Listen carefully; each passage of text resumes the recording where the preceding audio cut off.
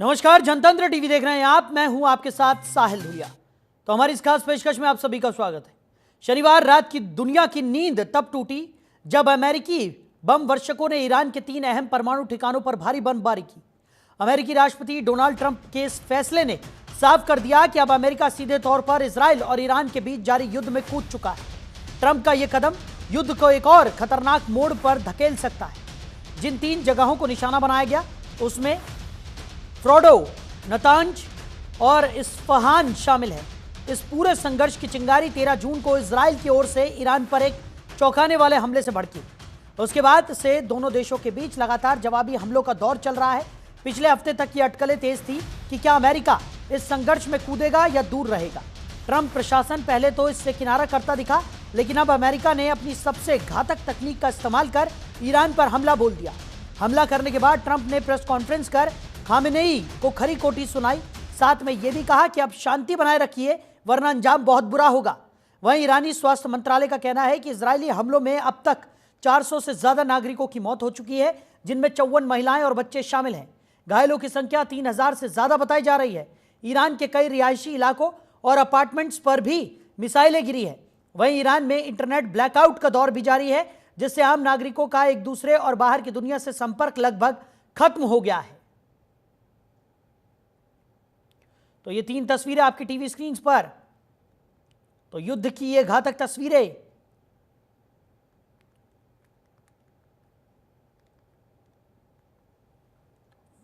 तो nuclear plant को तबाह कर दिया गया है। ईरान पर अमेरिका ने भी यह घातक हमला किया है।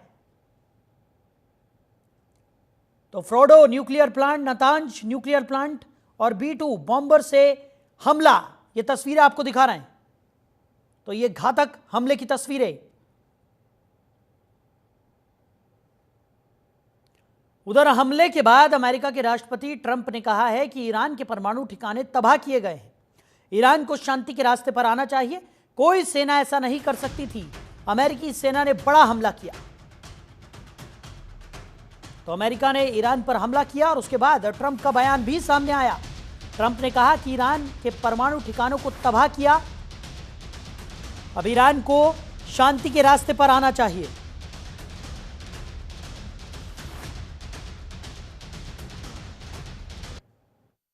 A short time ago, the U.S. military carried out massive precision strikes on the 3 key nuclear facilities in the Iranian regime: Fordow, Natanz, and Esfahan. Everybody heard those names for years as they built this horribly destructive enterprise. Our objective was the destruction of Iran's nuclear enrichment capacity and a stop to the nuclear threat posed by the world's #1 state sponsor of terror. Tonight, I can report to the world that the strikes were a spectacular military success. Iran's key nuclear enrichment facilities have been completely and totally obliterated. उधर America के हमले के बाद Netanyahu ने कहा कि पहले शक्ति आती है फिर शांति। तो ट्रंप का फैसला बेहद साहसिक नेतन्याहू ने बताया। उन्होंने कहा कि हमले से इतिहास बदलेगा, शक्ति के माध्यम से शांति आएगी।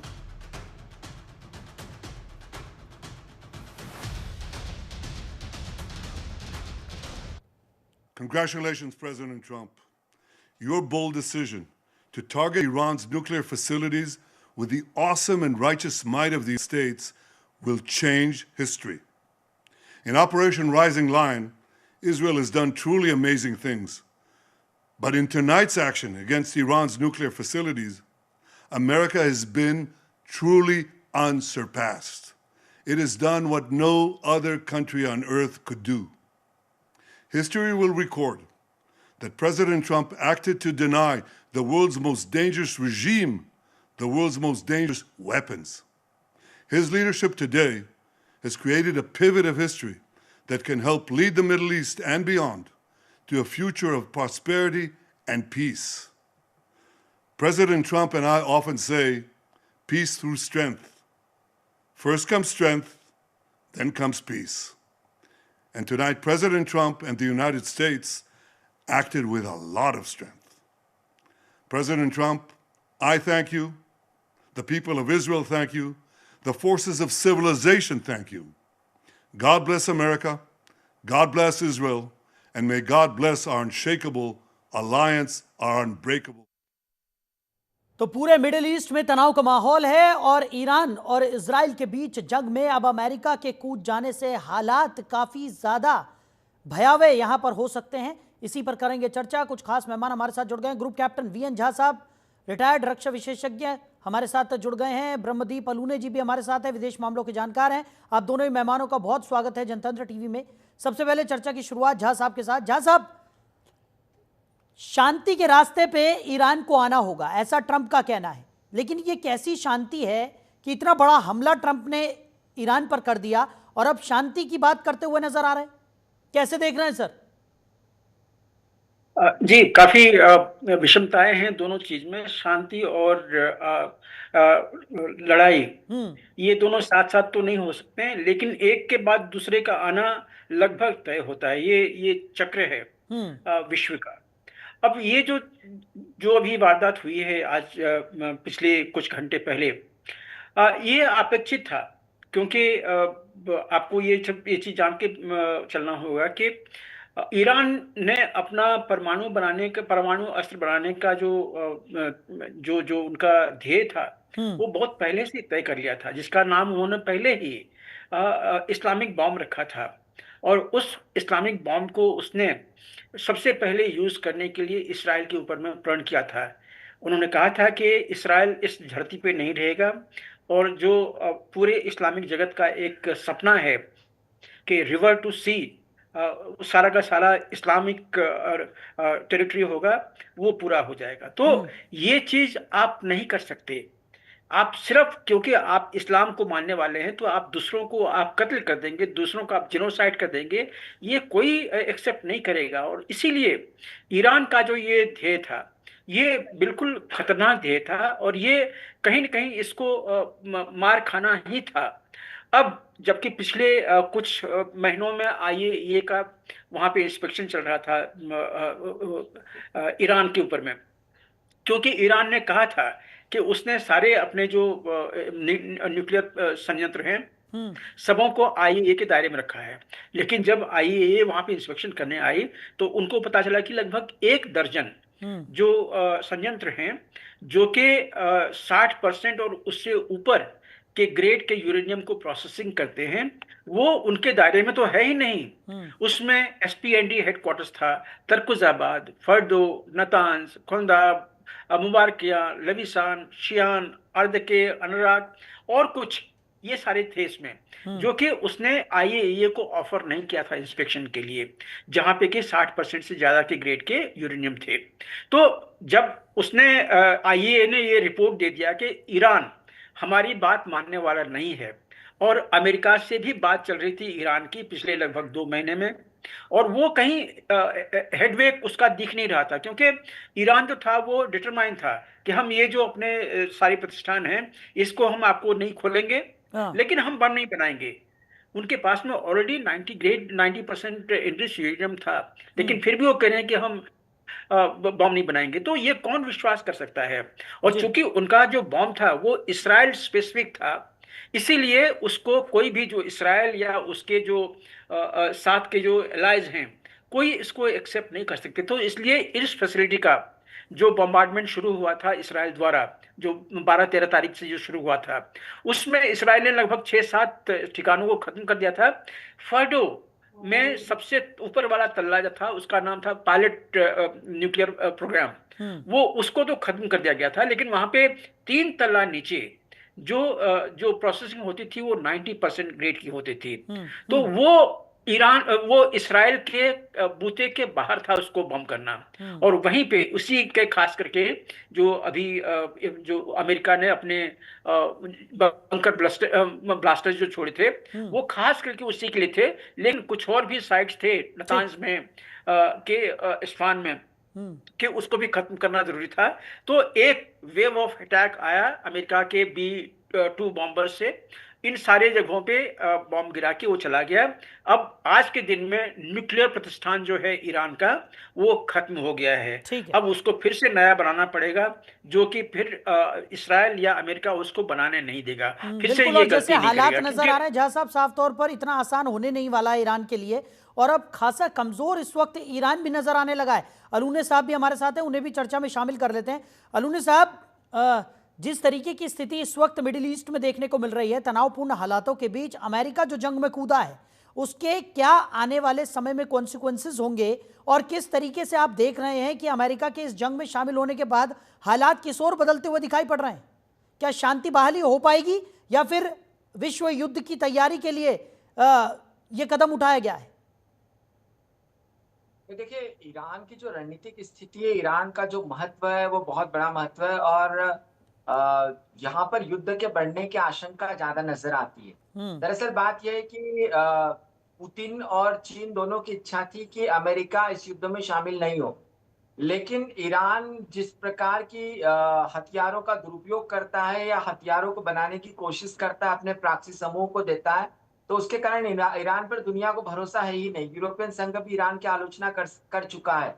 तो ऐसे में अमेरिका ने बहुत बड़ा साहस किया है। अमेरिका ने ईरान में, मतलब कम से कम जो यूरोपियन संवर्धन, सिर्फ यूरेनियम से परमाणु बम नहीं बन जाते, उसके लिए बहुत बड़ा स्ट्रक्चर होता है, मैकेनिज्म होता है, और पूरे मैकेनिज्म को अब तबाह कर दिया है। तो ईरान निश्चित तौर पर इससे गुस्से में होगा, लेकिन ईरान गुस्से में कर क्या सकता है? देखिए, बहरीन, मिस्र, कतर, यूएई, सऊदी अरब, लेबनान, इवन इराक के कुछ हिस्से, यहाँ पर जो है अमेरिका के सैन्य अड्डे हैं। अब अमेरिका ने बहुत ही होशियारी से इराक से जो अपने सैन्य अड्डे थे, वहां से अपने विमानों को हटा लिया। तो सबसे पहले ईरान जो है वो अमेरिकन सैन्य अड्डों को निशाना बना सकता है।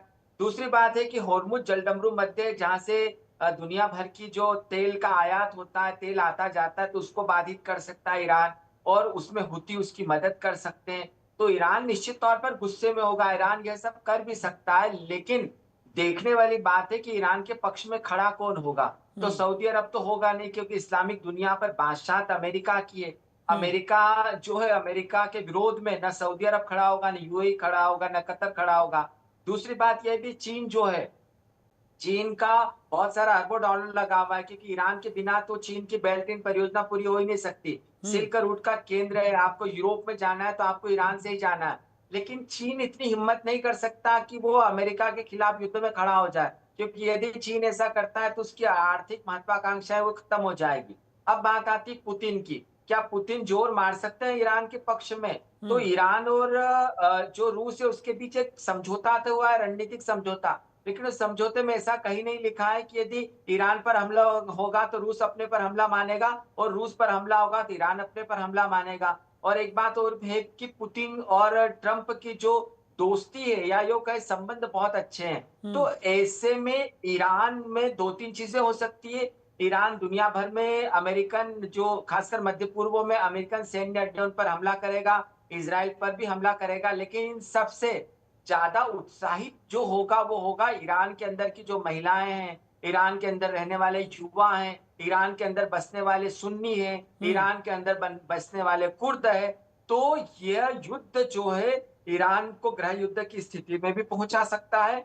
ईरान जो है अपने खतरनाक हथियारों का उपयोग भी कर सकता है। अब ईरान यदि कूटनीतिक कंगाली से ऊपर आकर शांति के मार्ग पर चलेगा तो ईरान का अस्तित्व बच जाएगा। लेकिन यदि ईरान ने जल्दबाजी दिखाने की कोशिश की तो वह न तो इजराइल से निपट सकता है, न अमेरिका से निपट सकता है, और आने वाले समय में ईरान की मुसीबतें बढ़ेगी, लेकिन दुनिया की भी मुसीबतें बढ़ेगी, क्योंकि दुनिया में तेल के दाम बहुत ज्यादा बढ़ सकते हैं। जी ठीक है। जहां साहब, एक और सवाल मेरा, क्योंकि हम लंबे समय से देख रहे थे कि इजराइल और ईरान के बीच में जो तल्खियां थी वो लगातार बढ़ती हुई नजर आ रही थी, और लगातार हम ये भी देख रहे थे कि ट्रंप किस तरीके से मध्यस्थता कराने की बात यहाँ पर करते हुए नजर आते थे। फ़ोन पर बातचीत हुई, कोशिशें लगातार जारी रही, और ट्रंप की तरफ से लगातार ईरान को धमकियाँ भी दी जा रही थी। ऐसे में कहीं ना कहीं ईरान को ये जो सरकमस्टांसेस बने हैं उनके हिसाब से कुछ ना कुछ अंदेशा तो रहा होगा कि अमेरिका जब इस तरीके से इस युद्ध के बीच में कूदेगा तो क्या परिणाम भुगतने पड़ सकते हैं ईरान को, और उसके लिए क्या पता उसने कुछ तैयारियां भी करके रखी हो। लेकिन स्थितियां इस वक्त जो नजर आ रही हैं, ईरान काफी कमजोर हो गया है अब।